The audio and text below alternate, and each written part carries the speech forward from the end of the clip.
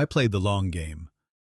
I am by no means an expert or pro at revenge, but I am a patient person. I disclosed this to a friend and they directed me here.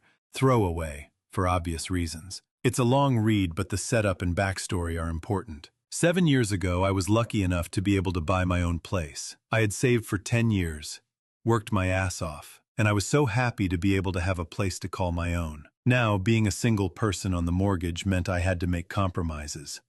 One such compromise was buying a property on a shared block, a lot cheaper. Where I'm from, this usually means it's on a strata title. For some, that's a bonus, as it means there's a communal fund for repairs. Typically, insurance is cheaper as it's collective, and other things like maintenance being taken care of. Strata titles also come with a lot of bylaws and restrictions on what you can and can't do. I'm a pretty private and introverted person, so having to deal with people and have limits on how I live was a no-no.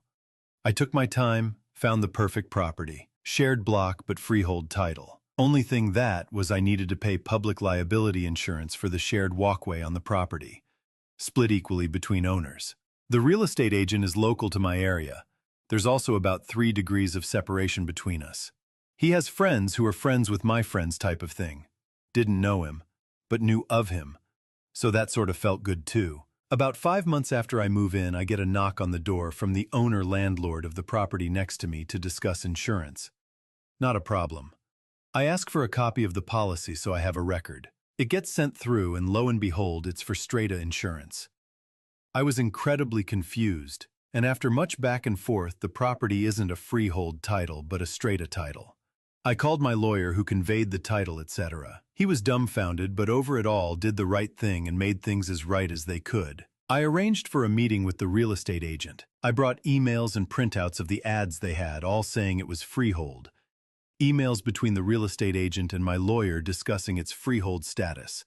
Despite it being in absolute black and white, he refused to accept any fault or offer anything to make things right. I don't begrudge that. He's looking out for himself. I get that. However, I wouldn't forget it. I did enter into mediation with the real estate agent, and all I asked for was, when the time came for me to sell, they'd do it or cover the costs.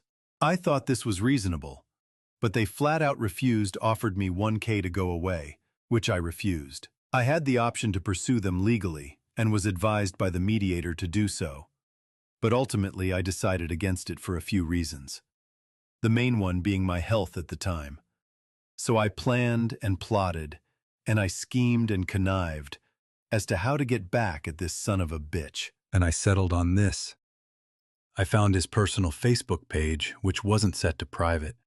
Saw some photos of a boys on tour trip he went on a few weeks prior. So about 5 to 6 months after I bought the property. I also found his address through a business registration search. On the anniversary of the sale, for 6 years straight, I sent them flowers with a note. Dear real estate agent, remembering you. On this, our special day. She has your eyes. Love, L. They varied ever so slightly over the years, but always had on this, our special day, and some weird inference to a love child and a desire to reconnect. I also, from time to time, arranged for postcards and letters to be sent from another country.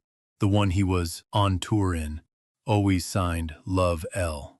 I learned about 3 weeks ago that this guy had recently divorced, lost his home, and is no longer working as a real estate agent. His wife had found out he cheated on her. The story I was told, through said friends of friends, went along the lines of he would get weird gifts and flowers every year, same day, every year. She, his wife, finally put 2 and 2 together and realized what the date was, and he admitted to cheating on her. Now, I didn't mean for this, but it turns out a year before I bought my house, he had gone on holiday, came back with an STD, gave it to his wife, but somehow convinced her that it wasn't him. As such, our special day turned out to be right around the time he'd have been balls deep, sans condom, in someone who wasn't his wife, only 1 year earlier. He's apparently lost his house, half his retirement savings, and also his business. I do feel a little bit guilty about all of it sometimes, but then I'm reminded that he's a scumbag and that karma, like me, is a patient, spiteful, and vengeful bitch.